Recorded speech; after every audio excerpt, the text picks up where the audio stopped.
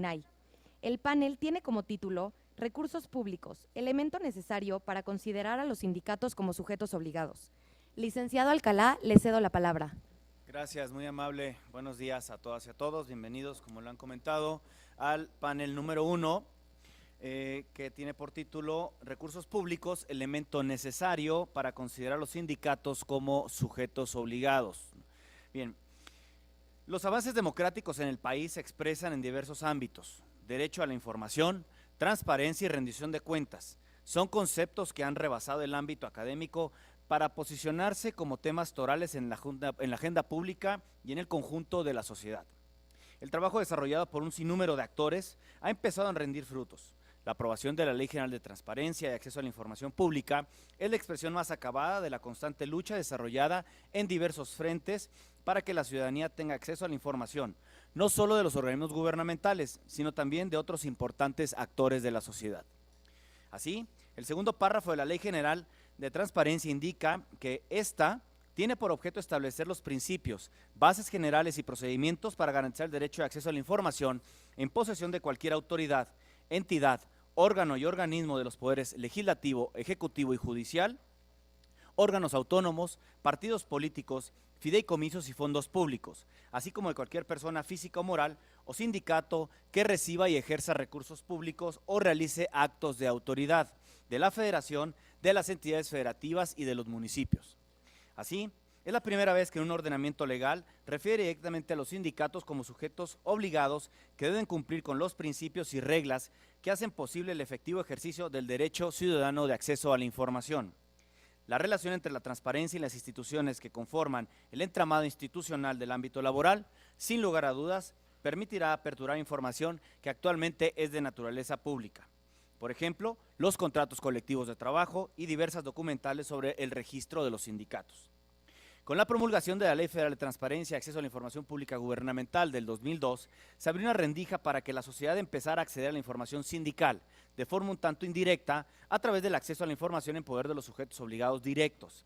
Las resoluciones del Instituto han contribuido para que se entregara información que es de naturaleza pública, sin intromisiones en la libertad sindical y la protección de datos personales que sus agremiados tienen. No obstante, la ahora Ley General de Transparencia permitirá conocer sin mayor trámite la información no solo de los sindicatos, sino también de las autoridades laborales. La Ley General contribuye, pues, a la publicidad de la información por medio de los artículos 78 y 79 de la Ley General de Transparencia, en su título quinto, referido a las obligaciones de transparencia de los sujetos que los sujetos obligados deben dar a conocer sin la necesidad de que se presente una solicitud de acceso a la información. Por medio de estos dos artículos será posible conocer la información relativa a los documentos relacionados con el registro de los sindicatos, las tomas de nota, sus estatutos, el padrón de sus socios, actas de asamblea, reglamentos interiores de trabajo, contratos colectivos, contratos y convenios con autoridades, los recursos públicos que reciban y los informes detallados de su ejercicio, entre otros temas. La mesa que tengo el honor de moderar tiene como título, como ya lo he comentado, Recursos públicos, elemento necesario para considerar a los sindicatos como sujetos obligados. Tema sobre el cual nuestros especialistas, invitadas e invitados, disertarán y abondarán a comprender de mejor forma la relación sindicatos-recursos públicos. Antes de ceder la palabra, pongo en la mesa la consideración de la maestra Ana Elena Fierro y el doctor Sergio López Ayón, académicos que han contribuido al debate de la transparencia, el acceso a la información pública y la rendición de cuentas. En el caso particular, al ofrecer una reflexión sobre los alcances del término recursos públicos. Para ellos, el recurso público no debe constreñirse al clásico entendimiento de recurso público, como la asignación presupuestal realizada a través del presupuesto de egresos de la Federación, sino, cito, todo tipo de patrimonio, coinversión, participación financiera, asignación, aportación, subsidio, aprovechamiento, mejora, contribución, bien, fideicomiso, mandato, fondo, financiamiento, patrocinio, copatrocinio, subvención, pago, prestación, multa, recargo, cuota, depósito, fianza, así como cualquier otra modalidad o figura análoga bajo la que se considera algún ingreso o egreso del Estado. Sin lugar a dudas, esta amplia concepción del término recurso público contribuirá pues a clarificar lo establecido en el artículo 79 de la Ley General de Transparencia al referirse a los sindicatos que reciban y ejerzan recursos públicos. Sin más preámbulo, me permito dar la bienvenida a Claudia Esqueda Llanes, quien nos acompaña y será nuestra primer panelista. Leo una breve semblanza sobre ella. Es directora general de la quinta sección de la CTM de la Federación de Trabajadores del Distrito Federal. Es licenciada en Derecho, egresada de la Universidad Nacional Autónoma de México, especialista en Derecho Laboral y Amparo por la Universidad Panamericana. Es directora de la sección quinta de la Federación de Trabajadores del Distrito Federal de la CTM y ha desempeñado diversos cargos, entre los cuales en el Comité Ejecutivo de la Federación de Trabajadores del Distrito Federal de la Central Obrera, así como el Comité Nacional de la Confederación de Trabajadores de México, en el Comité Directivo del Distrito Federal, como en el Comité Nacional del Partido Revolucionario Institucional. Abogada postulante desde 1985, miembro de la Barra Mexicana de Abogados, en la que ha coordinado la Comisión de Trabajo y Seguridad Social e integrado en 3 periodos su consejo directivo. Integrante del claustro de profesores de posgrado de Derecho de la Universidad Panamericana, Campus Guadalajara, Jalisco, desde 2011, y asesora jurídica externa del Instituto Nacional para la Educación de los Adultos. Bienvenida, licenciada. Agradezco la presentación al coordinador de acceso a la información, Adrián Alcalá, pero especialmente la invitación que hace mi presencia posible esta mañana a la doctora Patricia Cruzán, comisionada de esta institución. Es para mí un honor poder dirigirme a ustedes y a mí me parece un tema en principio importante el comentar, gracias, que aun cuando hay mucha gente que maneja perfectamente el tema de estas obligaciones en materia de transparencia sindical, bien porque pertenecen a las organizaciones obreras, porque tienen una expertise en los temas jurídicos, porque son abogados, porque participan en la institución en estos temas. Esta mañana con la presentación lo que expresaba el señor secretario y más tarde el rector de la Libre de Derecho, de la Escuela Libre de Derecho, de repente en mí surgió la posibilidad de confundir quiénes tenían esta obligación de transparentar, no necesariamente a su base trabajadora, no necesariamente a su base sindical o a sus compañeros agremiados a determinada organización sindical, el gasto de sus recursos, ¿no se escucha atrás? Es que se oye eco. Y si quito esto está mejor, ¿verdad? No, pero ¿no se graba? por la transmisión en vivo. Ah, perdón. Por la transmisión en vivo. ¿Así está mejor? Perdone. A ver, ahí tal vez. ¿Ahí se escucha?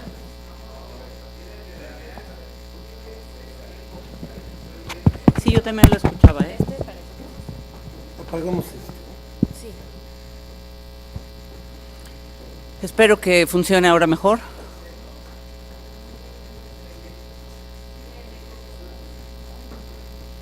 Puedo hablar más pausado y el eco se va a escuchar menos. Déjame ver. Sí, con ambos micrófonos. Parece que este sí está bien. ¿Apago este? A ver, intento de conectar. Ajá. ¿No? No. Bueno, a ver, ahora tal vez se puede escuchar mejor. Ay, muchas gracias. Este es el bueno, no lo perdamos. Ok. Decía yo que se podría prestar a confusión en torno a quiénes tienen que declarar qué cosas y a quiénes. En general, las organizaciones sindicales, por supuesto, tienen que rendir cuentas. Me avergüenza contradecir al señor secretario, pero pues no es un tema que haya sido una novedad con la reforma de diciembre de 2012 a la Ley Federal del Trabajo. Es un tema que está inserto en la legislación laboral desde que se publicó la ley de 1931 y ya lo comentábamos hace un momento, en donde las organizaciones sindicales tienen que rendir cuentas a sus agremiados, tienen que rendir cuentas a sus asociados. Pues no es ninguna novedad, que tal vez no se ha cumplido, ese es otro tema y esa es una discusión distinta, o que no se ha cumplido cabalidad.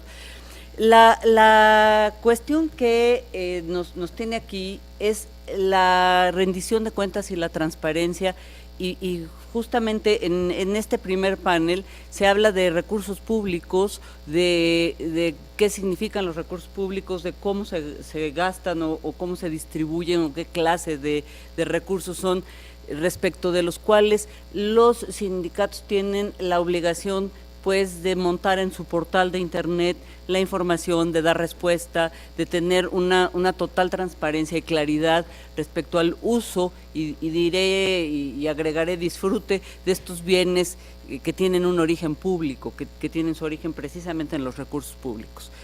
A diferencia de las organizaciones sindicales que no reciben, no necesariamente diría yo, solamente a las organizaciones sindicales que se manejan en el apartado A y que se rigen por la Ley Federal del Trabajo, diría yo específica y particularmente las organizaciones sindicales del apartado que se rigen por el apartado A, pero en realidad, bueno, pudiera haber algún sindicato en el apartado B que no tuviera que rendir cuentas respecto a recursos federales o estatales, recursos públicos, porque no los reciba simplemente, porque no los tenga asignados o no se le otorguen con la dependencia en la cual represente a sus trabajadores. Entonces, esta sí es una precisión que me parece de vital importancia iniciar con ella.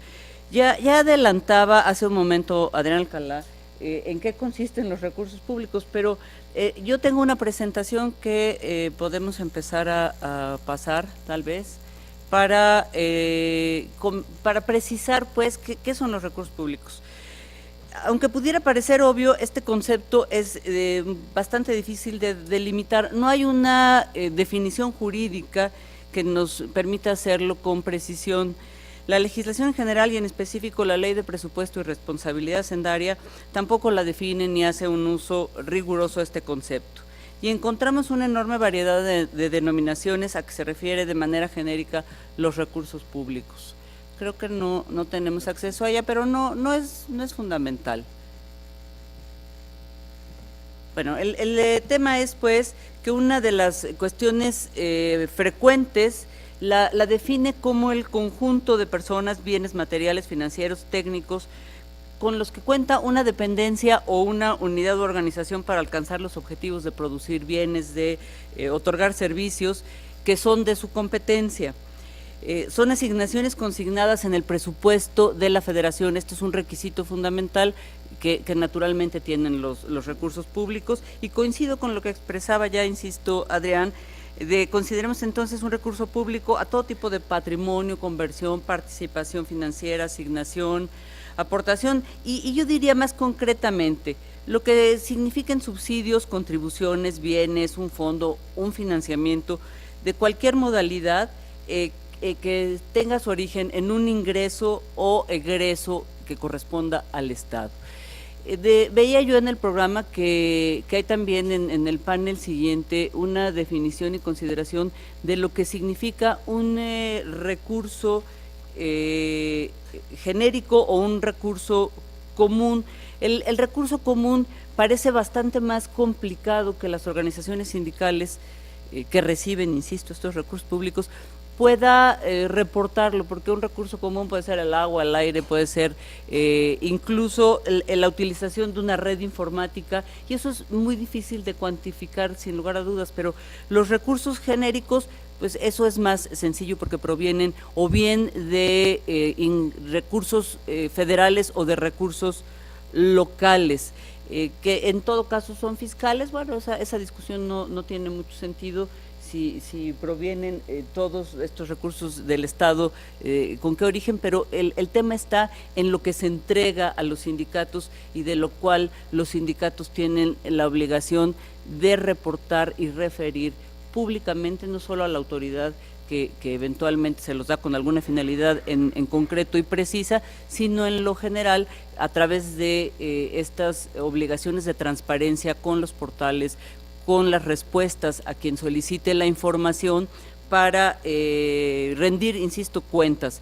Esta clasificación la dan las fuentes de financiamiento emitidas por el Consejo Nacional de Armonización Contable, y todo ello se encuentra en la Ley General de Contabilidad Gubernamental. El rector proponía, Luis Díaz Mirón, hace un momento, que tal vez valiera la pena incorporar todas estas nuevas reglas bien establecidas en esta Ley General de Transparencia y Acceso a la Información, como en la Ley Federal de abril de este año, publicada en mayo, de acceso también a la información.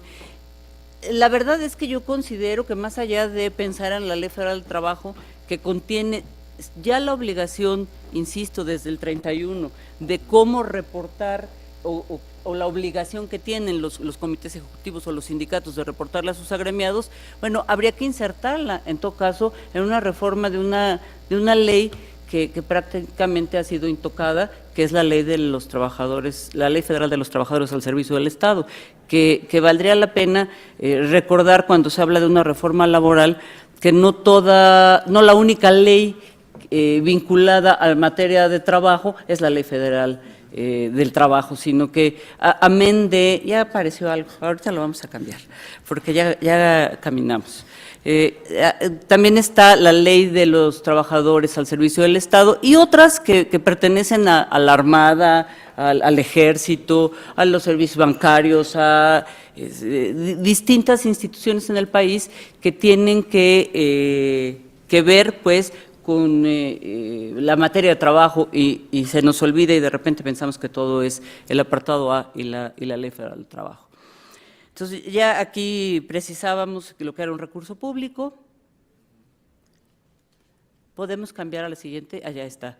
La vigilancia de los recursos. Existen, pues, naturalmente reglas para, ya lo apuntaba yo, cómo se va a llevar a cabo la aplicación de estos recursos, porque ya lo más importante no es la obligación de hacerlo, sino quién tiene esta facultad y esta capacidad de fiscalizar, pues, la rendición de cuentas, porque el tema es de dónde provienen los recursos, a qué se debe esta obligación, y la siguiente parte es la rendición de cuentas que tienen que tener los sindicatos que reciben recursos públicos y su uso.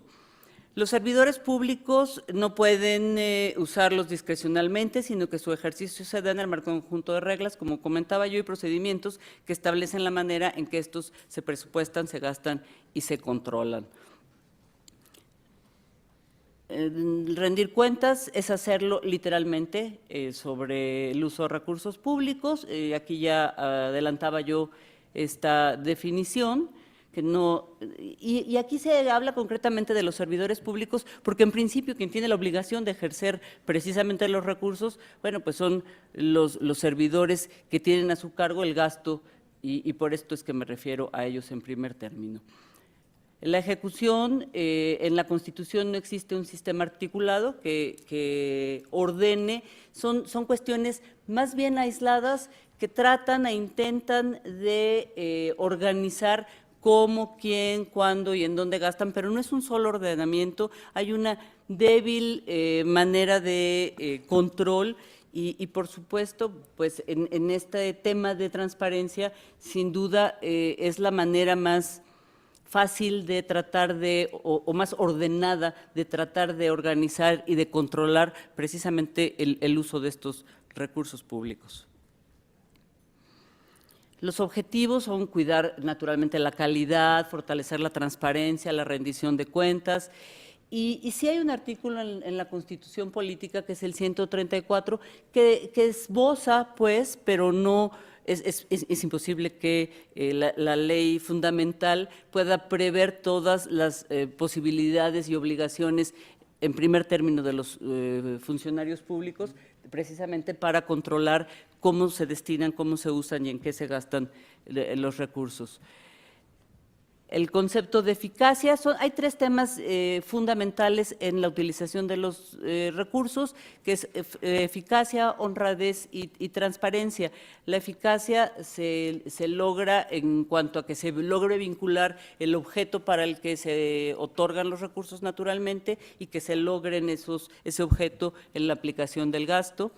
El siguiente tema es la transparencia, que aquí no le vamos a venir a enseñar a la casa de la transparencia en qué consiste, pero constituye, por supuesto, hoy día el presupuesto básico para que el ciclo del gasto público pueda funcionar de manera veraz, cierta y oportuna, como aquí se señala.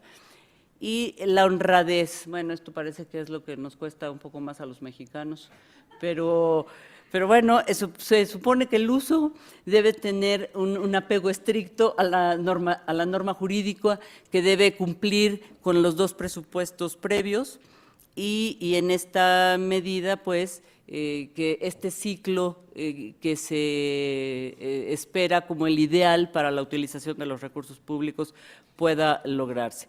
El gasto debe conducirse, diseñarse siempre para la mejora, y hablaban hace un rato también aquí del vínculo que existe entre la visión y en estos temas o en estos términos que hoy se utilizan mucho, ¿no? La visión y la misión, bueno, deben de ir siempre dirigidos a cuidar que fortalezcan los derechos humanos, con toda la reforma constitucional que hoy prioriza estos derechos sobre cualquier otro en esta definición, para garantizar un nivel de vida adecuado. La ley, pues, finalmente, esta ley publicada en mayo, aquí ya es donde se señala muy concretamente a quién va dirigida la transparencia y la información pública. En algunos otros artículos posteriores, más allá del 79 al que se ha hecho referencia, pero ese era de la ley general, este es de la ley federal, viene señalado, ahora no cambia esto, pero sería bueno cambiarlo. Aquí ya incluye a los sindicatos, como ustedes pueden verlo. El 14 a las personas físicas o morales que reciben los recursos públicos, estrictamente, que debe cumplir con la transparencia de la que hemos venido hablando como un tema fundamental. Y el 74, las obligaciones específicas que deben cumplir. Los sindicatos que reciban estos recursos públicos deben mantener esta actualización en su información, pues que sea verificable, comprobable, y que cumpla, pues, con esta intención de cómo se ejerce el gasto público, quién lo aplica, en dónde, y no es un tema, es un tema hoy que afecta o que interesa a las organizaciones sindicales, pero que en lo general pues tiene que ver con el dinero de los mexicanos y de cómo lo aplica el Estado. Esta parte nos daba pues el esquema básico para poder adentrarnos en el tema que corresponde a este panel. Y por último, el 142, que hablaba de estas personas físicas y morales que tienen la obligación, específicamente los sindicatos, pues de dar cumplimiento a la comprobación del gasto y los recursos que eventualmente les puedan ser asignados. Muchas gracias.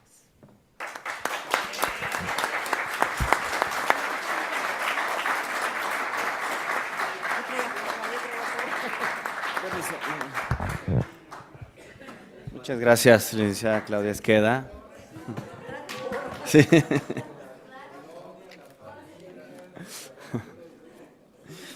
Muchas gracias, excelente disertación. Bien, ahora damos la bienvenida al doctor José Alfonso Bouzas Ortiz, de quien también leo una breve semblanza de su amplia ficha curricular. Él es profesor de la Facultad de Derecho de la Universidad Nacional Autónoma de México. Estudió la licenciatura en Derecho en la Universidad Nacional Autónoma de México. Tiene maestría en Historia y Sociología del Trabajo por la Universidad Autónoma Metropolitana, plantel Iztapalapa, y el grado de doctor en Derecho por la UNAM. Es profesor en la licenciatura y los posgrados de las facultades de Derecho, Economía, Contaduría y Administración y Ciencias Políticas y Sociales por nuestra máxima casa de estudios, entre otras universidades. El doctor Bouzas es ganador del Premio Universidad Nacional 2011 en el área de investigación en ciencias sociales, distinción otorgada por trayectoria académica por el rector de la UNAM, doctor José Narro Robles, en septiembre de 2011. En 2009 recibió el reconocimiento al mérito universitario por sus 35 años de labor docente. Es miembro del Sistema Nacional de Investigadores de CONACYT desde el año 2000 y tiene el nivel 2 del 2007 a la fecha. En el año 2000 ganó el primer lugar del Premio de Investigación Laboral otorgado por la Secretaría del Trabajo. Ha sido tutor, parte del comité tutorial, sínodo o lector de tesis en 21 trabajos presentados para el grado de doctor, a nivel maestría en 33 y en licenciatura en 74. Es autor y coautor de 32 libros, entre los que se cuentan Derecho Colectivo y Procesal del Trabajo, Globalización y Trabajo, Cambios Tecnológicos, Migración y Regulación Laboral, Trabajar para qué, Reflexiones de lo global a lo local, Análisis sucinto de los tópicos más importantes de las iniciativas de reforma laboral, PAN, PRD y PRI. Análisis sucinto de los tópicos más importantes de las iniciativas de reforma laboral 2010, PAN y PRD, entre algunos otros títulos. Sea usted bienvenido, doctor Bouzas.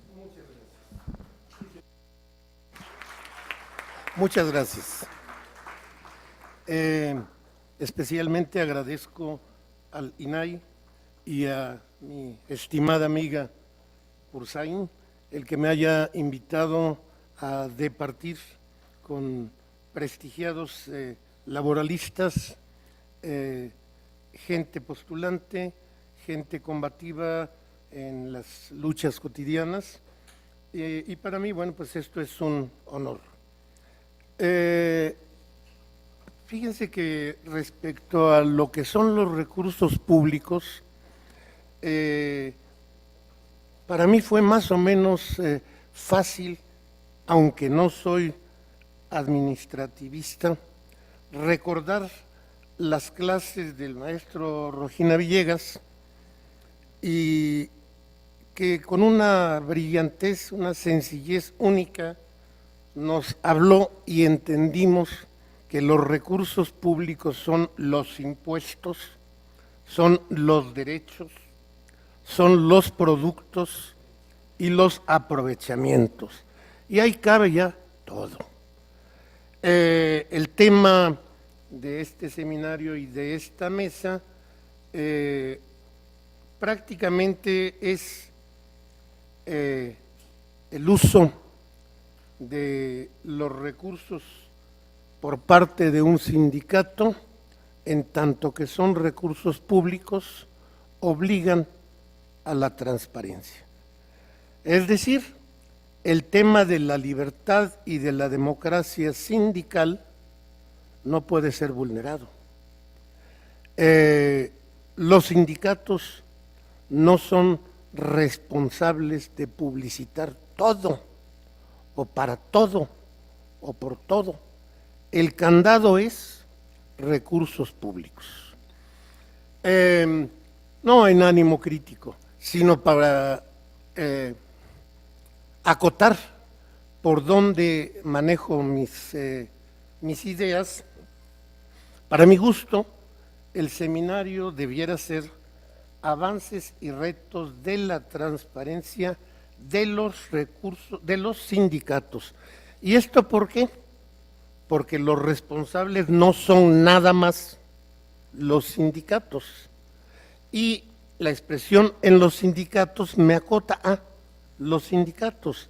Y para mi gusto es más importante la transparencia, la información de otras instancias que no son los sindicatos y que están obligados y que deben responder con mayor pulcritud, particularmente las autoridades del trabajo.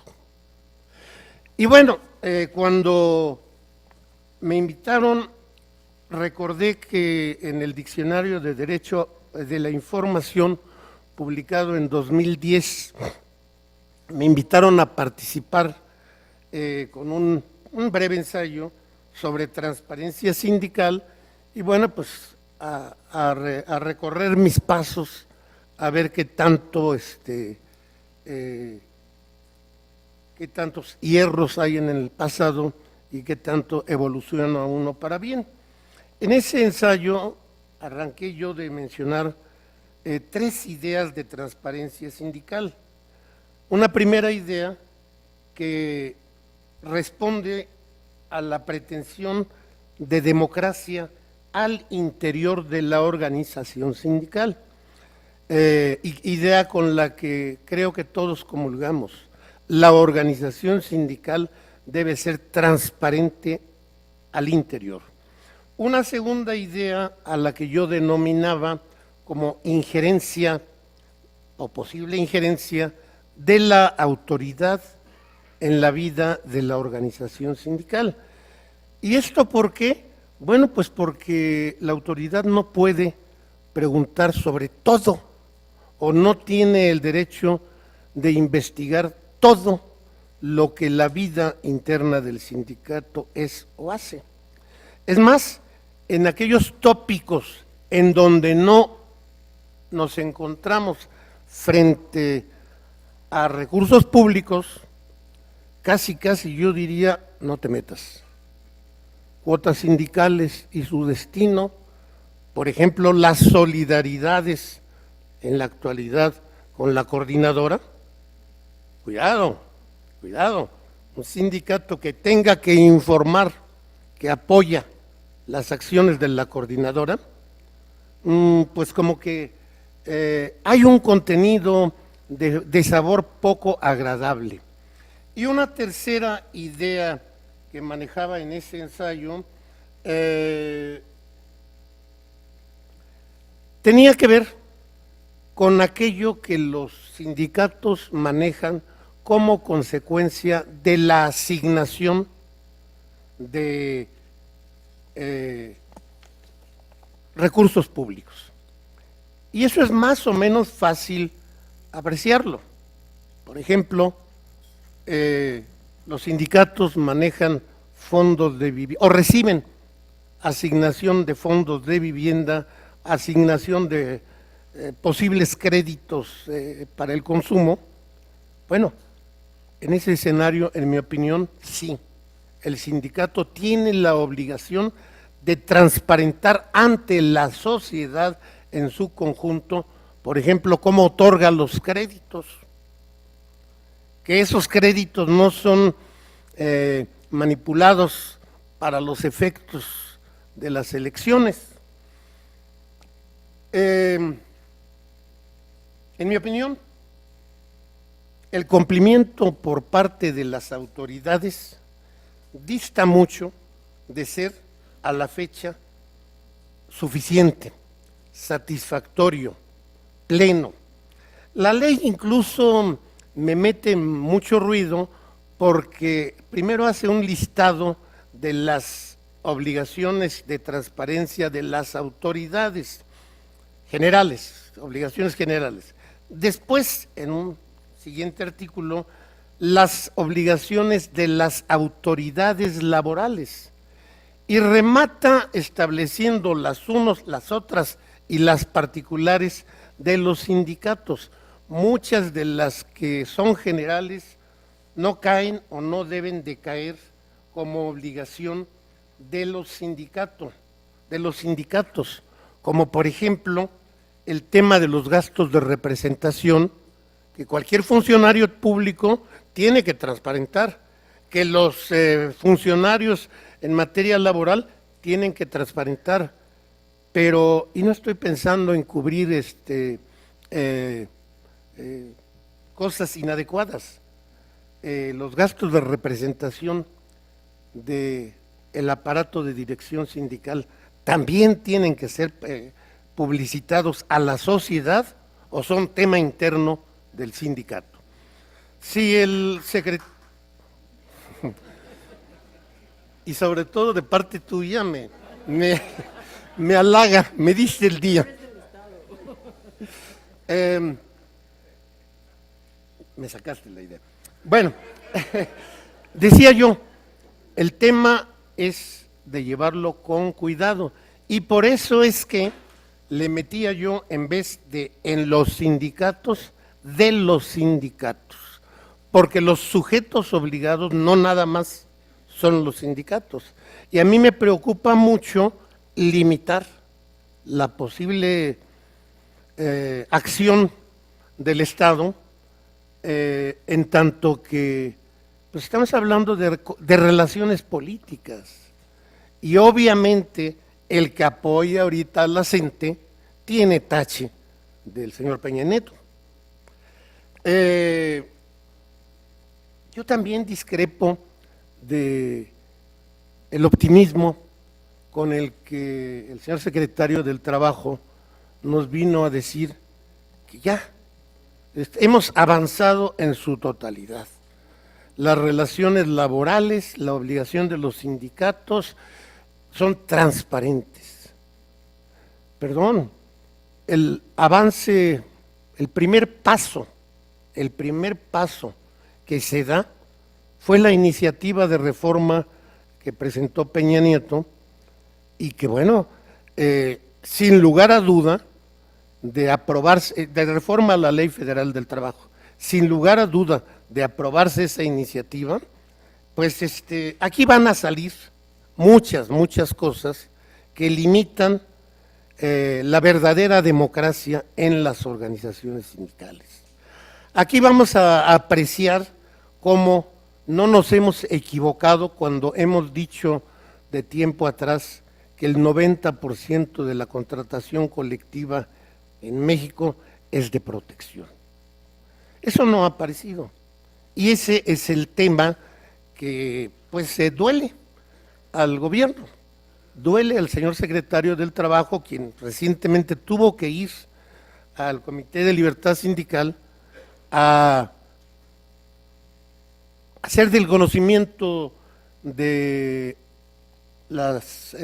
los países que conforman la organización internacional, que tienen representación en la OIT, que México ya está avanzando por cuanto hace a democracia, por cuanto hace a libertad, por cuanto hace a terminar con la contratación colectiva de protección patronal.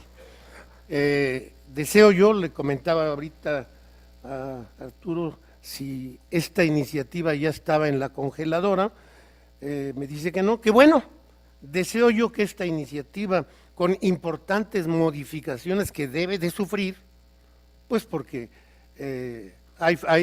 adolece de varios puntos equivocados, pase. ¿Por qué? Porque entonces sí habremos amarrado lo necesario para que en el mundo del trabajo sean los trabajadores los que decidan cómo se organizan o si no se organizan, quién los representa, en qué momento lo quitan, en fin. Por último, y un comentario por lo que decías, yo creo que en el caso de los sindicatos del apartado B y todos los sindicatos de los gobiernos estatales o municipales, simple y sencillamente la obligación es mucho más abierta. ¿Por qué? Pues porque son sindicatos que desde las cuotas sindicales las reciben del Estado y por lo tanto, a diferencia de los del apartado A, pues prácticamente yo diría que todo su manejo económico está sometido a la necesidad de la transparencia. Muchas gracias.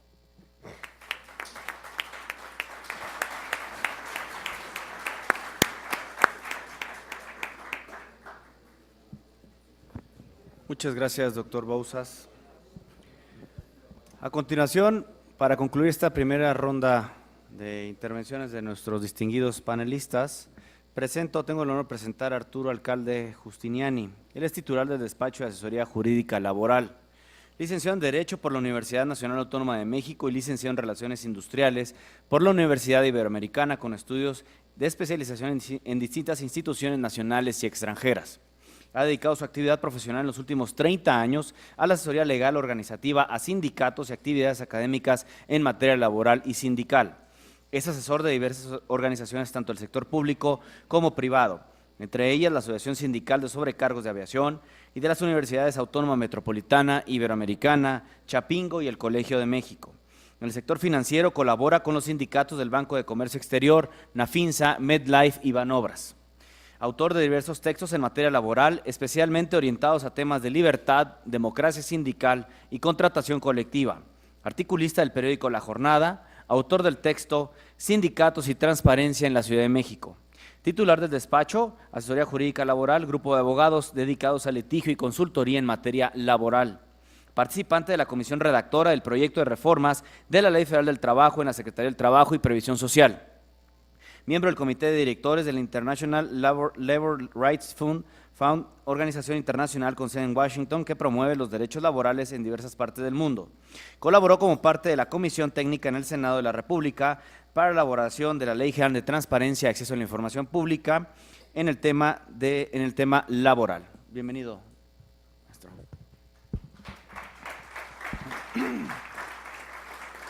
Muchas gracias al INAI, muchas gracias a Patricia, a los organizadores. Es una excelente oportunidad para reflexionar con ustedes sobre un tema de gran trascendencia. Me da gusto que estén tantos amigos, tantos dirigentes sindicales, tanto del apartado A o B. Y el tema que nos convoca, efectivamente, como señalaba el rector de la Libre Derecho, nos genera un tanto una condición de inquietud. Hay ahorita un ambiente de indefinición, cuál es el alcance, a dónde tenemos que transitar, cuál es el nivel de detalle que debemos dar de información, qué se viene, cómo van a empezar a reaccionar muchos sectores, porque a partir de estos días se va a venir una avalancha de solicitudes de información de organismos especializados, de la academia, de tiradores profesionales, incluso algunos se dedican a estar nomás ahí pescando información para ligar datos. Así que prepárense, compañeros, porque efectivamente tenemos que estar muy listos a este cambio, que me parece importantísimo. Tiene que ver con una transformación integral del mundo del trabajo, que ya no podía seguirse sosteniendo sobre los parámetros, las bases tradicionales de lo que ha sido el sistema corporativo mexicano de control, en el que la opacidad era un elemento clave de su modelo, la opacidad.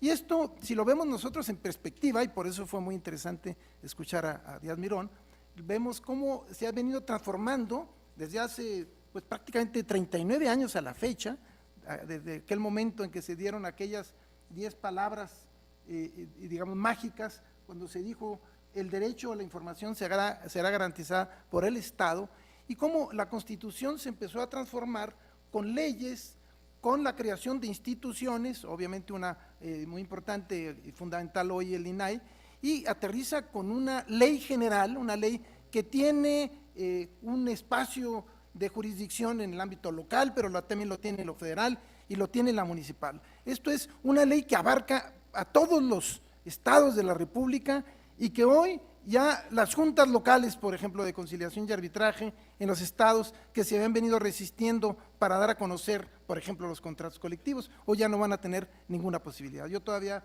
recuerdo mucho cuando estuve de profesor en la maestría en Chihuahua, cómo con los alumnos, que muchos de ellos eran autoridades, les pedía yo que sacaran copias de los contratos colectivos, y los problemas serios que se ocasionaron porque se creaba un estado de nerviosismo cuando se pedía el contrato colectivo de la Ford, por ejemplo, y decían, no, mandaban llamar incluso a quien lo pedía y lo regañaban y le decían que esto es una locura porque esto es secreto de Estado, los contratos colectivos, y más secreto de Estado, las tomas de nota, los domicilios, y ahora imagínense que estamos ya en un marco jurídico que hasta los padrones de socios,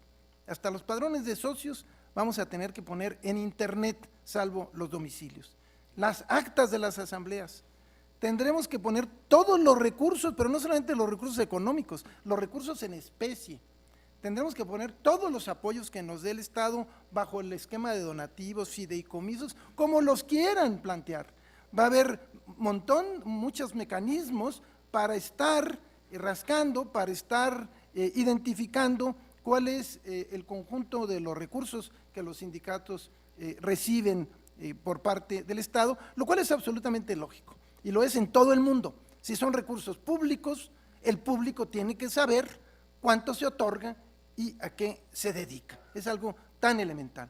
No es fácil para nosotros porque tenemos un modelo casi único en el mundo, y esto es reconocido en todos los análisis, en el que se estableció una relación entre Estado, sindicatos y trabajadores, de mecanismos, decíamos, de control, de subordinación, y en la que obviamente los flujos económicos, los apoyos, los plussalarios, estos salarios especiales a los líderes donde se les daba un salario pero se les daba otro por abajo del agua, a veces hasta por arriba, y obviamente era fundamental para poder obligarlo a que el dirigente se reeligiera, porque si no se reelegía se iba a descubrir el plussalario, y para reelegirse necesitaba del apoyo del patrón, y para eso necesitaba establecer mecanismos, pues obviamente más fuertes, más vigorosos de control sobre los trabajadores. En fin, toda una red muy impresionante que finalmente se va rompiendo por distintas vías. Hoy es la ley de transparencia, el día de mañana será la desaparición de las juntas locales,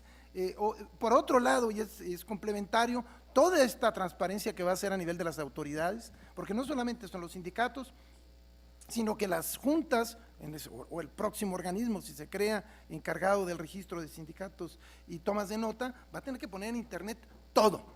Entonces van a empezar a descubrirse, como se empezó a descubrir en la Ciudad de México, que había un líder que era dirigente en 28 sindicatos a la vez, ¿no? Y que obviamente ninguno de ellos trabajaba, pero ya era. Entonces vamos a empezar a ver cosas verdaderamente impresionantes, y por esa razón yo creo que el evento es muy importante, y también es también esencial el que nos adelantemos como dirigentes. Creo que debemos ubicar la dimensión. En primer lugar, me parece que es un motivo, y lo ha dicho aquí el IFAI, lo ha planteado, l'INAI lo han planteado en varios eventos, para recuperar el prestigio del sindicalismo. Ya llegó la hora en el que los sindicatos necesitamos tener obviamente una centralidad, una importancia en el país, en las políticas públicas, como lo tienen en cualquier lugar del mundo, y que lo hemos venido perdiendo.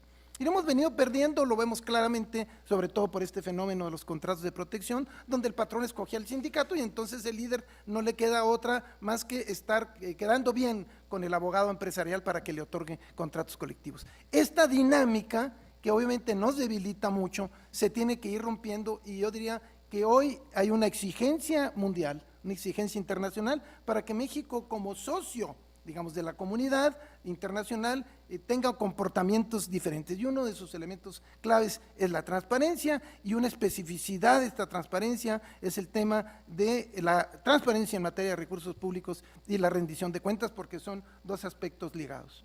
No ha sido un proceso fácil. Si nosotros lo vemos en perspectiva, podemos identificar toda esta lucha, incluso jurídica, de los sindicatos. Yo en algún texto documentaba cómo, por ejemplo, el sindicato del Distrito Federal llegó a litigar, el sindicato petrolero llegó a litigar la exigencia de que ni siquiera cuando se trataba de recursos públicos tuviera obligación de transparentar, ya no digamos cuotas sindicales, porque está clarísimo que el tema de las cuotas no tiene que ver nada con el tema que nos ocupa aquí. O sea, las cuotas sindicales es otro tema, es un tema, digamos, propio de una persona jurídica que tiene toda la facultad en el ámbito de la autonomía de manejarlo de acuerdo con su real saber y entender. Tendrá reglas de ley federal del trabajo, hay mecanismos, hay otros mecanismos, y yo creo que estos se van a ir transformando, pero finalmente hoy lo que nos ocupa es exclusivamente los recursos que el Estado le otorga a los sindicatos.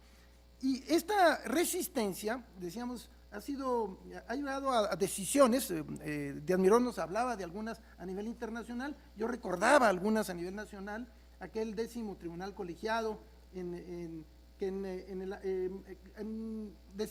tomó la decisión la segunda sala, la jurisprudencia 118-2010, en el año 2010 precisamente, donde hubo un conflicto entre varios colegiados con respecto a cuál era el límite y la frontera entre la obligación de un sindicato en materia de cuotas sindicales o de recursos públicos que recibía. Finalmente, la segunda sala establece claramente, y desde entonces cuotas sindicales ni hablar, nos dice, eso no se toca, y nos dice claramente que todo lo que es recursos públicos tiene que ser absolutamente transparente. También el sindicato del Distrito Federal litigó en el juzgado quinto administrativo y perdió, pues intentaba decía que incluso el tema de los recursos públicos formaba parte del ámbito particular y que no tendría ninguna obligación. Desde el momento en que el Estado me la otorga a mí, se vuelve un recurso privado. Esa era su tesis. Bueno, esta tesis finalmente no prosperó, y hoy queda claro, sobre todo con la última reforma constitucional y con la ley general, que existe una plena transparencia. ¿Cuáles son los dos, digamos, elementos adicionales? Que el reducir la secrecía es una buena noticia para los trabajadores. Yo diría que no es una mala noticia. El romper esos lazos de subordinación, porque para estos mecanismos de control y de corrupción no solamente son los sindicatos, sino que muchas veces son las instituciones los que los provocan, porque ellos se sienten más tranquilos con un esquema en el que aportan recursos y subordinan al líder. Entonces, esto nos permite a nosotros, ya los trabajadores, romper esos lazos de subordinación y ampliar nuestros niveles de autonomía y de democracia.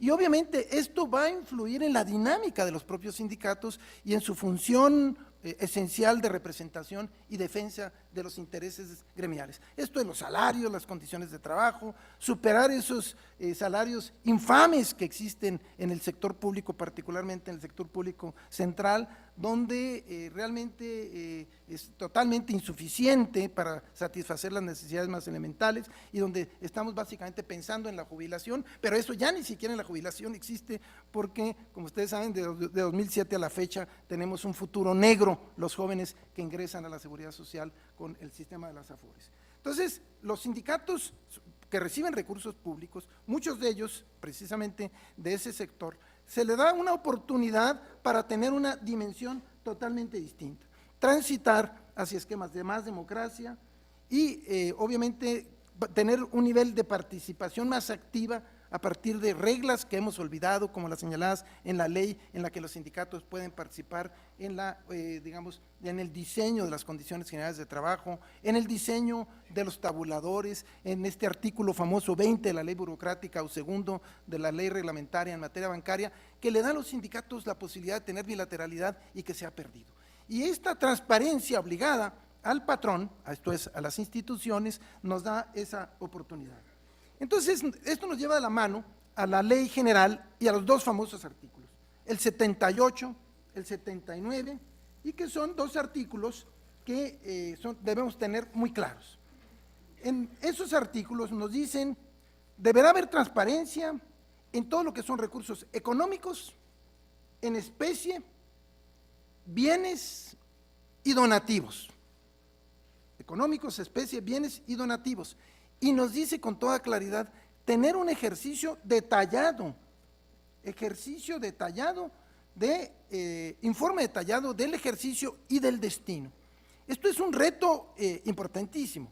O sea, esto nos obliga, obviamente, a, digamos, ponernos las pilas, capacitarnos en materia informática, yo diría adelantarnos, y creo que el INAI en ese sentido ha hecho una muy buena labor porque ha mandado a los sindicatos las famosas tablas de aplicabilidad y le dice, a ver, de la tabla, porque además la ley, curiosamente, nos dice, la carga de los sindicatos no se refiere solamente al artículo 79, sino nos dice, tu obligación está en el 70, en el 78 más el 79, son 3 artículos, o sea que le ponen a los sindicatos. Tú tienes la obligación de informar sobre la tabla de aplicabilidad, que es una amplia, digamos, un conjunto de hipótesis en que el INAI te dice, te manda la tabla y te dice, tú dime, y creo que fue muy positivo, porque ha sido, pues entiende el INAI que los sindicatos están apenas agarrando la onda, ¿no? Y están un poco diciendo, ¿qué hago? Y entonces van diciendo, aquí quepo, aquí no quepo, y están obviamente preparándose, también el propio INAI se está preparando tecnológicamente, no ha sido fácil, se le ha caído un poquito el sistema de repente, pero luego está ya superándolo. El hecho es que vamos transitando hacia un esquema de tenazas en materia de transparencia. Por un lado, todo lo que nosotros tenemos que informar, pero yo sugeriría no esconderlo, porque al esconderlo nos van a agarrar. O sea, si son apoyos para hacer un congreso, si son locales sindicales, si son licencias sindicales, si son cualquier tipo de donativos, todo eso lo tenemos que transparentar, porque no solamente son los dineros, decíamos, y bajo la hipótesis de especie existen muchas modalidades, ¿no?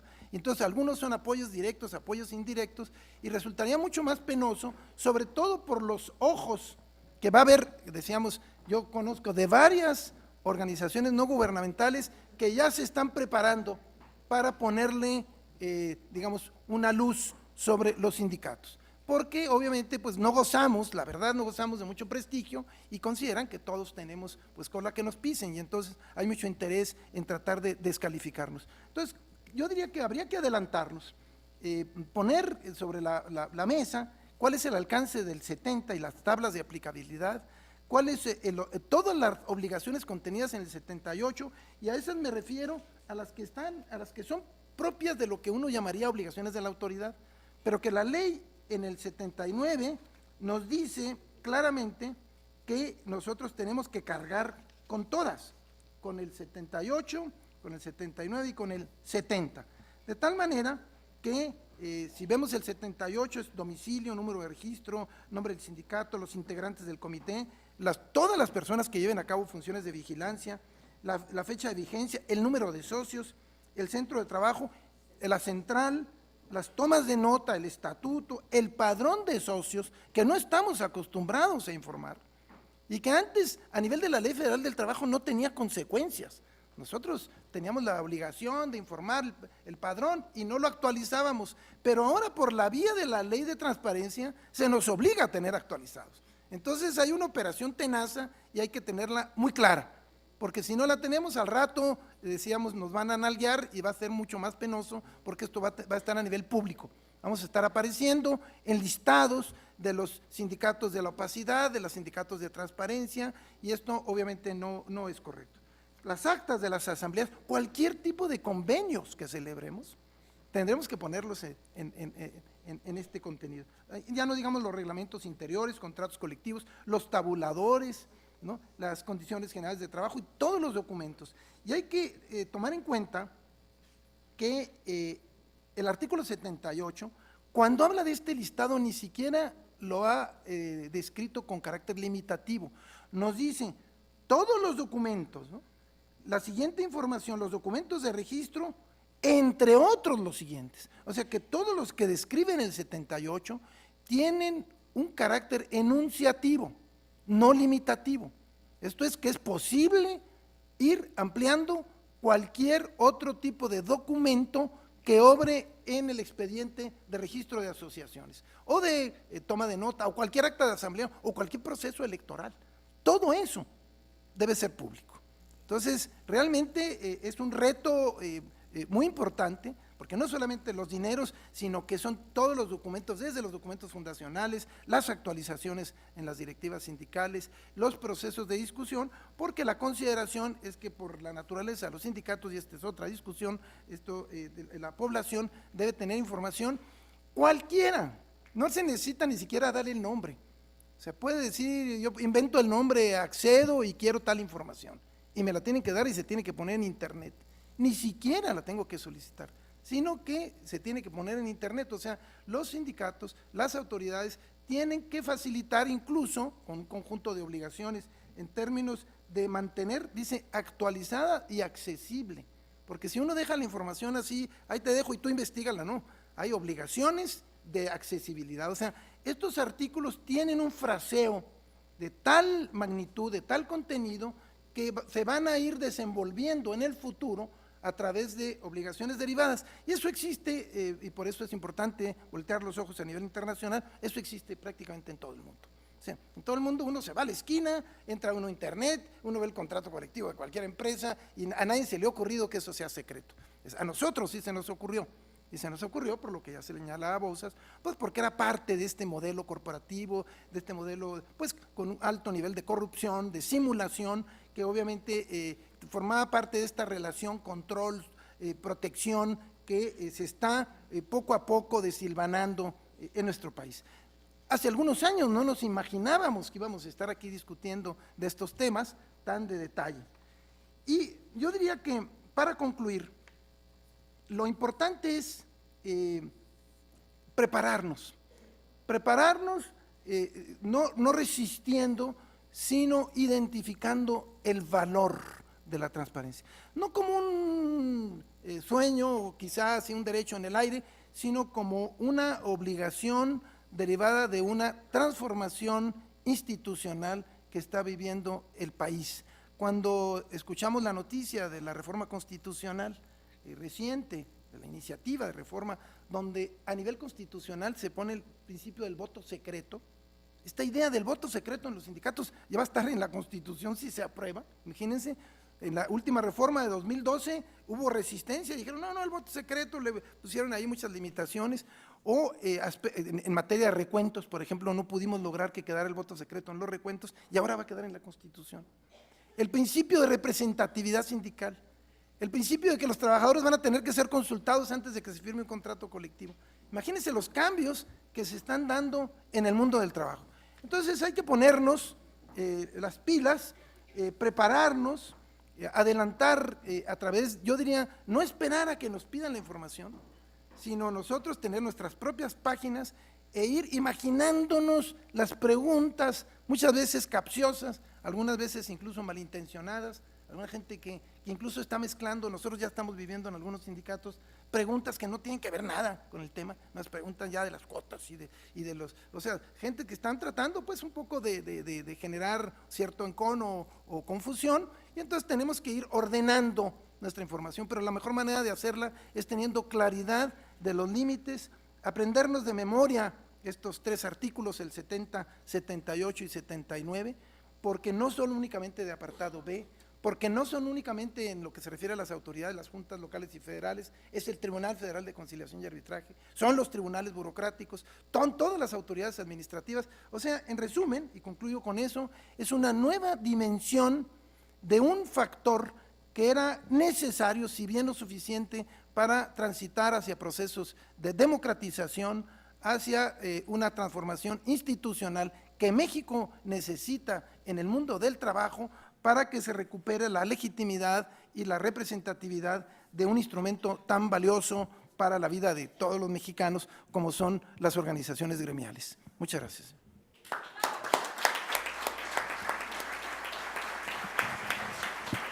Muchísimas gracias al licenciado alcalde. Bien, con esto concluimos la primera ronda.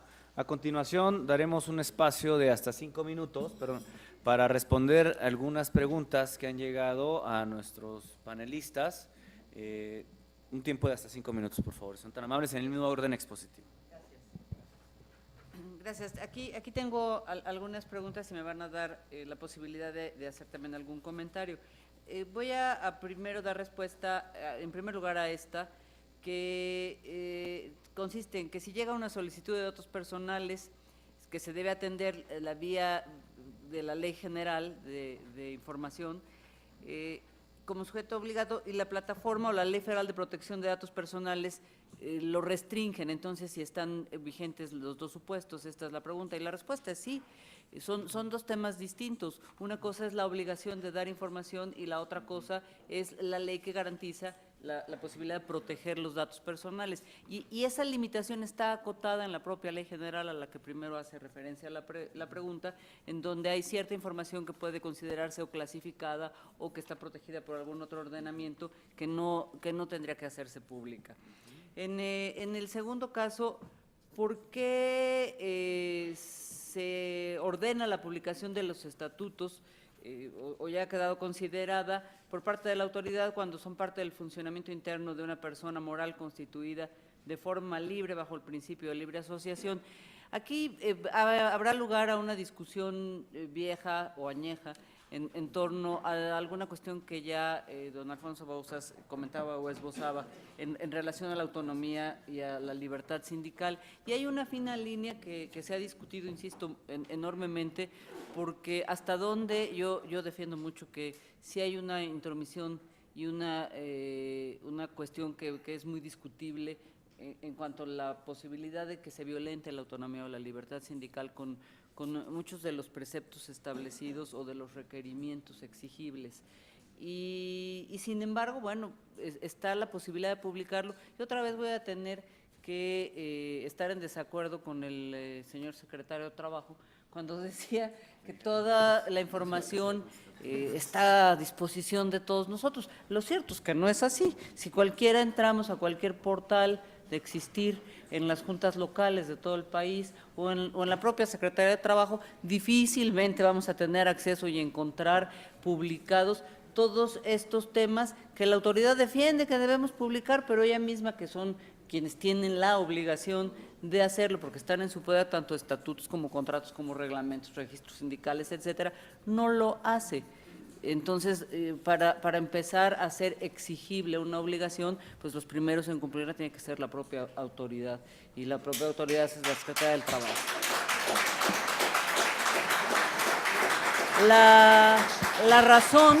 La razón por la que se autorizó o se ha ordenado que estos documentos, particularmente los estatutos de una organización sindical, bueno, pues obedece al interés público Yo alguna vez dije, bueno, si también entonces todas las actas constitutivas de las personas morales tendrían que estar abiertas y públicas al conocimiento del público o de la sociedad en general. Más sin embargo, pues tratándose de organizaciones sindicales a las que tanto se les ha tachado, pues no pasa nada, que abran los estatutos. El último tema y la última pregunta es una muy directa que dice que en qué casos los sindicatos actúan como autoridad en el ámbito federal y estatal, y si podríamos dar un ejemplo. Bueno, aquí supongo y entiendo que la pregunta de autoridad se refiere precisamente a los actos de autoridad que pueden ser sujetos de reclamo en la vía de amparo o bajo alguna otra circunstancia. ¿Y qué es un acto de autoridad? Bueno, pues es cualquier hecho o cualquier cuestión intencional, es un acto positivo o negativo que implica una acción o una omisión que puede inferir un agravio, una lesión a cualquier derecho de cualquier persona. En ese sentido, bueno, ¿en qué puede incurrir una organización sindical? Pues yo diría que un ejemplo muy claro lo teníamos en el tema de la aplicación de la cláusula de exclusión, ¿no? En donde ahí tendría derechos muy concretos el sujeto que piense que se le ha restringido o algún derecho o lesionado algún derecho a poder actuar y ya no hay alguna reforma en materia de amparo en donde no necesariamente los actos que pueden lesionar la esfera de derechos de otros tienen que provenir de una autoridad como tal, sino de algunos otros entes o entidades, y en este caso, bueno, pues sí, eventualmente un sindicato podría tener estas obligaciones. A mí me quedan dos inquietudes, otra vez por todo lo que ya se ha expresado con anterioridad. Tendríamos que tener mucho cuidado con los temas de libertad, autonomía, y yo no creo que hoy día esto nos esté repercutiendo en una mejora real en el país. Cuando hablábamos ya de 2 millones de nuevos trabajadores registrados, yo siempre tengo una pregunta en la mente, a lo mejor de manera no muy amable, ¿no? Bueno, ¿y cuántas bajas han ocurrido? Porque hablamos de las altas, pero no de las bajas. Hoy en el país, lo que yo puedo decir que yo vivo todos los días es el deterioro de las condiciones de trabajo, en donde los patrones, los empresarios, porque Arturo Alcalde comentaba de la precariedad salarial del Estado, y era un señalamiento muy válido y muy cierto que yo comparto, pero se está precarizando cada día más el salario y las condiciones de trabajo de todos los mexicanos, con los temas de subcontratación, que es una puerta que abrió la reforma del 2012 y que pues ha sido muy mal interpretada y muy mal utilizada, y hoy una práctica generalizada en este país por los empresarios y las industrias, en donde lo único que se está provocando es la precarización del trabajo y del salario. Muchas gracias.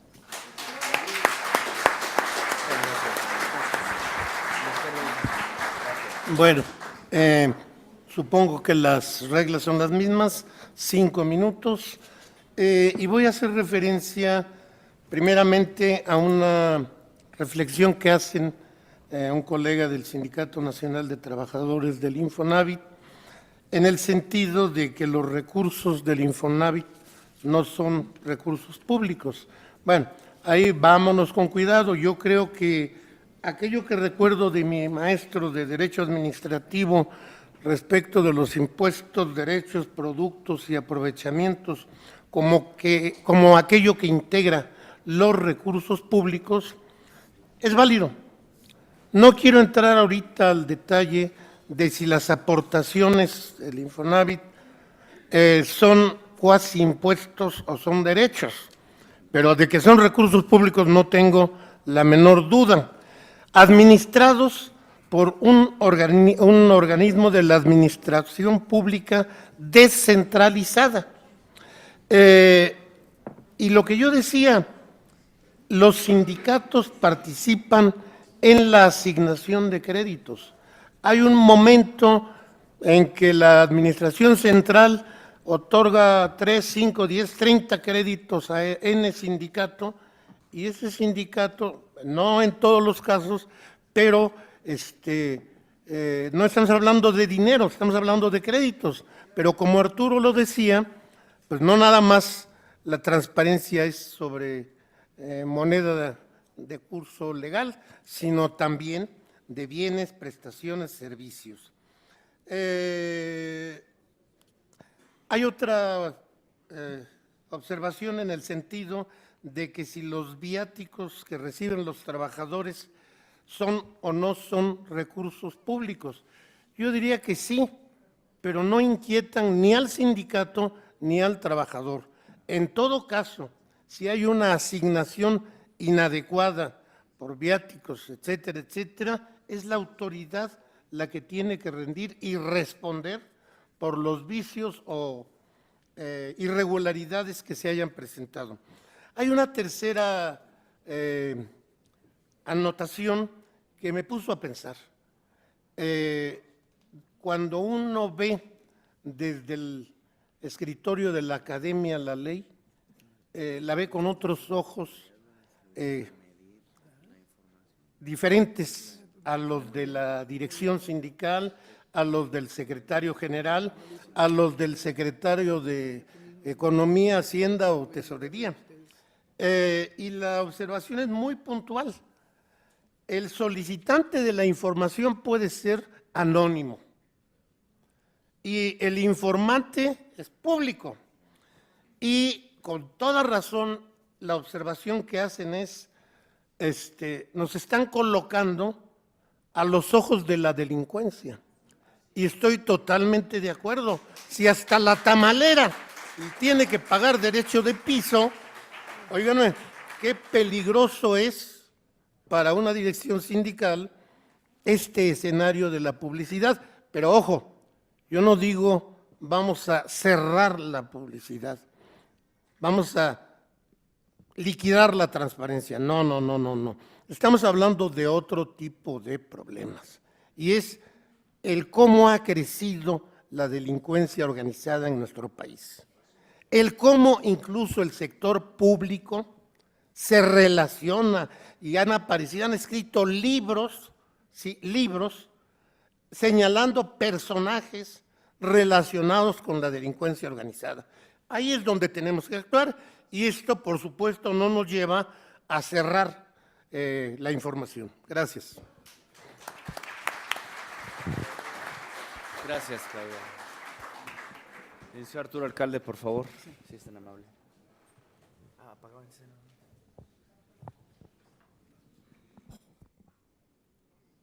Rápidamente, empiezo con una pregunta un tema quizá un poco más laboral, donde es un sindicato del ISSSTE, donde lo condenan a pago de salarios caídos cuando son codemandados por ceses o ascensos escalafonarios. Dice, si no somos patrones, ¿por qué? Digo, bueno, yo diría, pueden ser condenados a salarios caídos cuando se acredita en juicio omisiones en las que incurre en responsabilidad del sindicato, que es poco conocido en México esta teoría de la teoría de la responsabilidad gremial, pero es posible de acuerdo con la jurisprudencia, y es muy común en otros países, en Estados Unidos, en Canadá, los abogados, los sindicatos necesitan abogados para defenderse de muchas demandas de esta naturaleza, y también cuando hace referencia a ascensos escalafonarios, cuando la comisión mixta de escalafón asume una decisión equivocada, pero siempre y cuando haya responsabilidad del sindicato, que es muy difícil, porque casi siempre está originada en una responsabilidad del empleador. Entonces, habría que analizarlo, pero yo no conozco casos donde, sí conozco muchos casos donde los demandan, pero no conozco casos donde los condenen, porque realmente las personas que deben ser demandadas son la persona moral, el patrón, y la persona moral, el sindicato. Como tal, la comisión mixta no tiene personalidad jurídica propia para asumir, pues, sobre todo ese tipo de pagos. Nos dicen, hay dos preguntas sobre temas del pasado. es muy interesante esto, un poco como si es retroactiva o no la aplicación de la ley. Yo diría que en esta materia no se aplican los criterios de que lo de antes, este criterio constitucional de que no se puede aplicar una ley retroactiva en perjuicio de persona alguna, porque no es en perjuicio de nadie. La transparencia es en beneficio, siempre. Esto fue muy curioso en la Secretaría del Trabajo cuando se reformó la ley en 2012 y se estableció que deberían ser secretas las elecciones. El criterio de la Secretaría fue, bueno, los nuevos sindicatos y los nuevos estatutos, porque los de antes no se les puede aplicar, porque es aplicarles una ley retroactiva. Entonces eso me pareció una vacilada, que le decía, oye, ¿cómo en perjuicio de quién? En perjuicio de los líderes que no quieren tener elecciones. Eso obviamente no está contemplado como perjuicio de… Entonces yo diría que el criterio es que sí hay la obligación de tener la información posible, obviamente no la imposible. Si yo tengo un acta constitutiva, pues esa es de antes, pero la tengo. Pero si los comités anteriores no me han dado, digamos, no me han dejado en el archivo las actas, pues eso no lo puedo yo documentar. O sea, a nadie se le puede obligar a lo imposible, a lo que no tiene, pero sí tener muy claro el principio. Yo creo que ahí está la clave. Siempre hay que tener claro que el principio que opera en la interpretación de estas normas es el de máxima transparencia.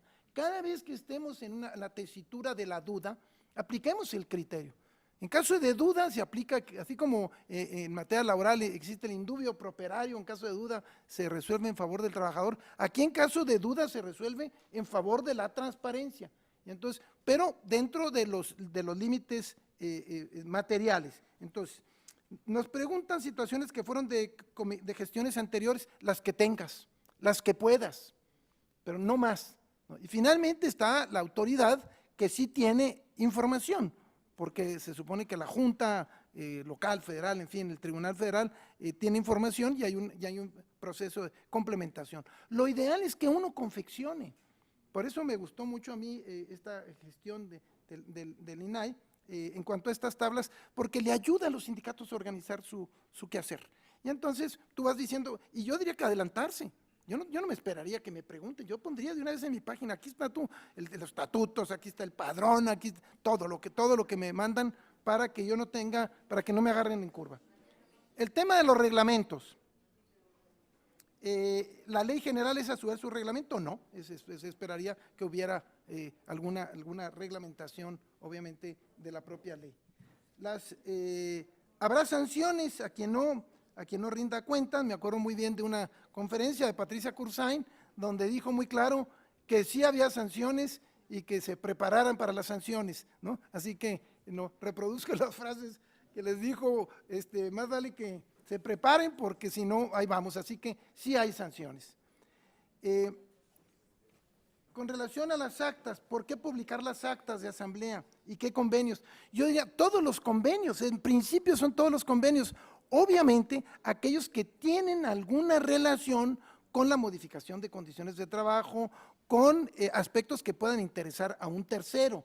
No se trata de una interpretación abusiva, digamos, pero sí de una interpretación extensiva en términos de aquellos, ustedes mismos lo pueden razonar, aquellas cuestiones, si uno modificó categorías, si uno estableció criterios de incrementos salariales, todos esos convenios tienen que ser motivo de transparencia, no solamente los contratos colectivos, es cualquier tipo de convenios, y no solamente aquellos que yo deposito ante la autoridad, porque yo ante la autoridad deposito los que tienen que ver con los procesos de reforma estatutaria o de actualización de miembros o de elecciones, y que cada vez son más modestos.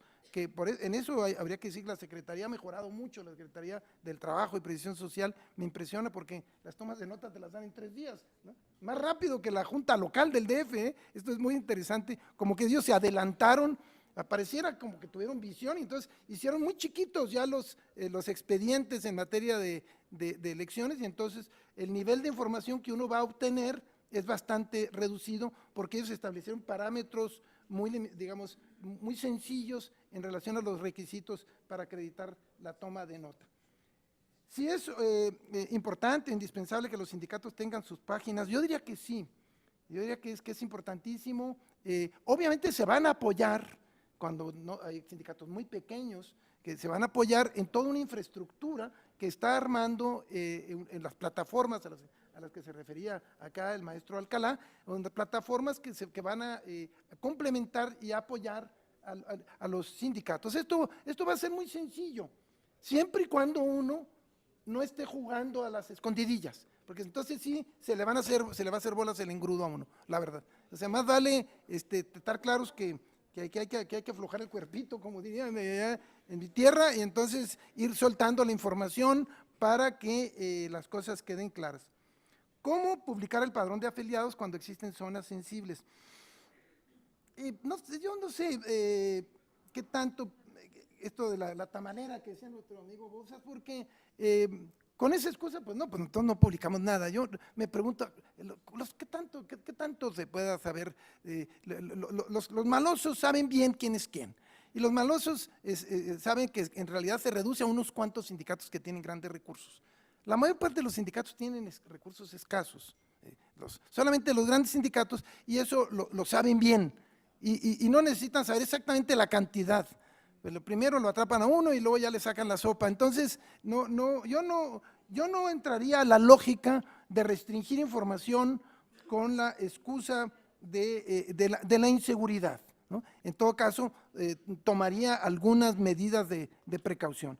Y para concluir, yo diría, este tema relacionado con la transparencia, ¿no? De las empresas, bueno, las empresas tienen en un registro público toda su información de los socios, tienen las actas, tienen las modificaciones a sus bases estatutarias. Si lo increíble del asunto es que las empresas tuvieran un registro público y que los sindicatos no lo tuvieran.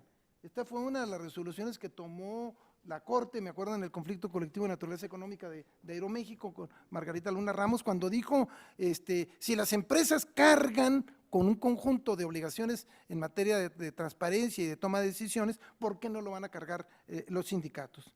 Y tener claro que hay efectivamente fronteras, va a haber nuevas fronteras. Yo recuerdo en un evento algún sindicato que decía, no, creo que el Monte de Piedad decía, es que nosotros no, porque no recibimos recursos que eran recursos, donaciones, y nosotros decíamos, claro que sí, claro que tú le entras también. O sea, va a haber juegos para protegerse. Y yo diría, cuidado con eso. Y cuidado también con el propio INAI, que tiene, porque una cosa es la obligación directa con los sindicatos, otra cosa son las facultades del INAI, pero las facultades del INAI tampoco pueden exceptuarlo de la ley.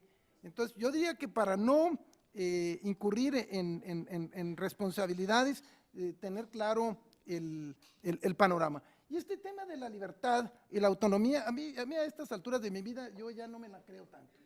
Yo nomás, sinceramente, digo, sobre todo cuando la estadística nos dice que 1 de cada 100 trabajadores está en un sindicato real en México. 1 de cada 100. Son datos de Bouzas, datos de Graciela Benzuzán, datos de Zapata, del Colegio de México. Tasa de sindicalización del 13-14, nivel de contratos de protección del orden del 92%, particularmente en la Ciudad de México, nos lleva a que 1 de cada 100 trabajadores están en un sindicato de a de veras, que cumplen con las reglas de cualquier sindicato decente, que haga elecciones de manera legítima, que rinda cuenta de los dineros y que haga asambleas para decidir si acepta o no la revisión del contrato colectivo. Esa es lo que se llama la prueba del ácido, y la estadística nos dice que es 1 de cada 100. Entonces, realmente la preocupación en México no es tanto esto esto era lo que argumentaban en los juicios el sindicato del DF y otros cuando se fueron a los amparos, OIT, convenio 87, autonomía. No, digo, el problema es otro, el problema es básicamente resistencia a transitar hacia no solamente un esquema de transparencia, sino un esquema de democracia en donde los trabajadores se empoderen de los sindicatos. Y yo creo que la transparencia va a ser una gran noticia para la vida democrática del país. No es suficiente, sin duda, pero le puso luz a una cueva oscura durante muchos años. Esa intensidad de la luz va a crecer. se acompaña de otras reformas institucionales y de una gran presión internacional, particularmente de la OIT y de organismos vinculados al comercio. No, puede ser que nos guste o no nos guste esos condicionamientos, pero para ser socio en la comunidad internacional se necesita tener credenciales que permitan que el valor de la fuerza de trabajo sea competitivo. Esto es, no se vale tener salarios tan bajos en México, 10 veces, 15 veces menos que en otros países, con la excusa de que somos muy autónomos. Tenemos que mejorar los salarios mínimos. Aquí está nuestro representante en la Comisión Nacional. Yo ya le decía, esperamos que en los próximos días nos anuncie que el salario mínimo finalmente, sobre todo con el incremento de precios que estamos viviendo, sea la gran noticia. Muchas gracias.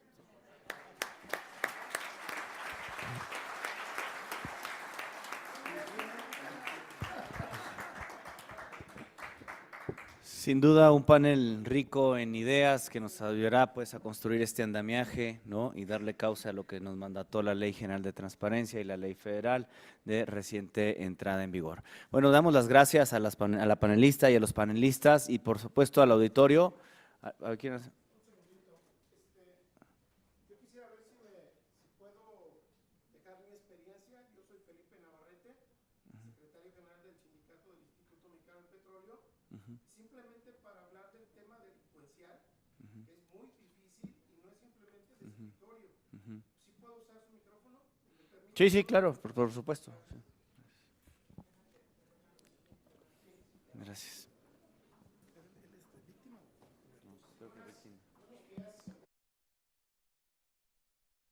General del Sindicato del Instituto Mexicano del Petróleo. Y respecto al tema de la transparencia, nosotros no tenemos bronca porque nos venimos auditando desde hace años con una gente externa. Lo que sí es muy problemático cuando vimos esto y estamos muy friqueados, es que en el caso de nosotros nos han secuestrado a dirigentes, nos han secuestrado a trabajadores, porque estamos en las zonas de riesgo más difíciles del país. Desde ahora todo es ya difícil, pero nosotros estamos en las peores, en Reynosa, en Tampico Madero, en Poza Rica, en Veracruz, en Minatitlán, en Coatzacoalcos, todo donde está Pemex en la parte del Golfo, ahí estamos.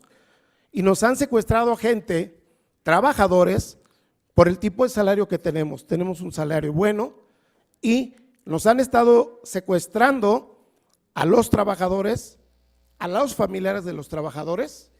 Y yo ahorita, por ejemplo, en mi página web, yo no tengo fotografías mías. Me encontré aquí varios colegas de hace muchos años que nos conocemos, me pidieron una tarjeta, yo no uso tarjeta, trato de usar mi perfil más bajo, y a veces ni les aviso cuando voy a las regiones, porque la situación para nosotros es muy difícil, porque si estamos viviendo una ola de secuestros que no se resuelven, aunque se denuncien, ¿sí? Y que ha habido renuncias de mis secretarios seccionales porque los han amenazado de muerte, el crimen organizado en Tampico Madero, por ejemplo, se me fue un secretario porque lo estaban amenazando y le estaban pidiendo dinero, le llegó la edad de jubilarse y se fue. Entonces nosotros sí estamos muy friqueados en el hecho de que digamos, pues, el tema del manejo de recursos públicos, nosotros manejamos 15 millones de pesos que repartimos a las mamás, los papás, eventos que hace el sindicato y todo está transparente. El problema que hay es la inseguridad que estamos teniendo en nuestro caso. Yo lo quiero dejar claro para que ojalá lo tome en cuenta alguien, porque esto sí está sucediendo, ¿eh? No es nada más de que vengan aquí y digan, es que pues probablemente pase. No, sí hay casos. Nosotros somos un caso. Y la verdad, yo estoy muy friqueado.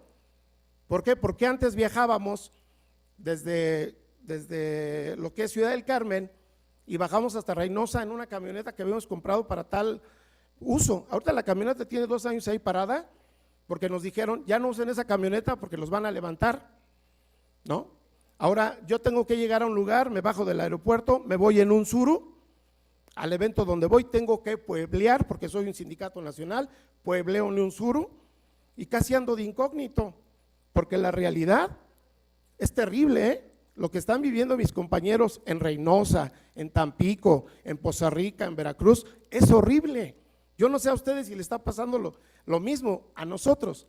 En el Instituto Mexicano del Petróleo nos está pasando eso. Y yo sí estoy muy friqueado, perdón, voy a tener que cumplir con la ley.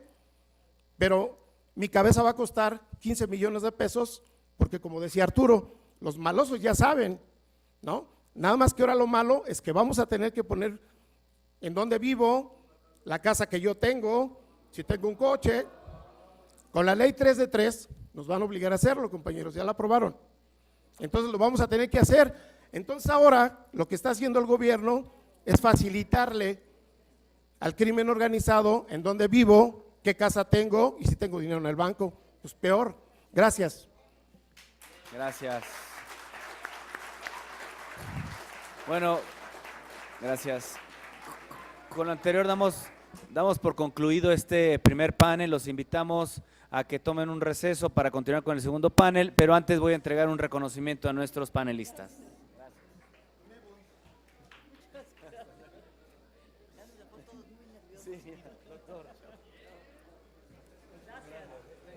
Tomaremos un receso de 10 minutos para continuar con el panel titulado Obligaciones genéricas y comunes de transparencia de los sindicatos que reciben y ejercen recursos públicos.